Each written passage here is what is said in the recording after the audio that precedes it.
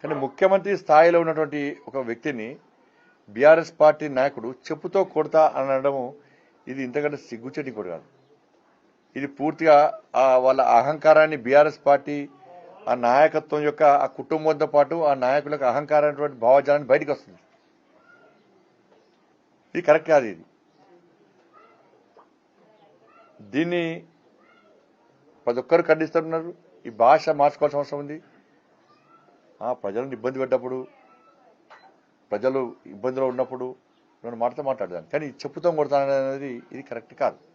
Hit TV presents like, share, comment. TV వాళ్ళకు కూడా నేను ఒక సర్ప్రైజ్ ఇద్దాం అనుకుంటున్నాను. మీరు మాత్రమే జెస్సీ ఎందుకు అయ్యారు? ఇలాంటి అమ్మాయిలకి పిలవడానికి బాగుంటుంది. చందు సాయికి like you and have a జనాలకి ఒక పేరు నచ్చిందంటే దీనికి ఒక ప్రాసెస్ ఉంటుంది.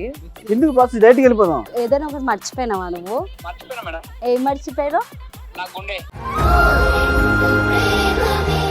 ఏదో ఆ టైంకి మన సుడి బాగుంటే ఎవరన్నా చూపిస్తే రాయగలం కానీ డోర్ టు డోర్ సేల్స్ చేసేవాళ్ళు. శారీ వస్తుంది, శారీలో వెనకాల కట్టుకుని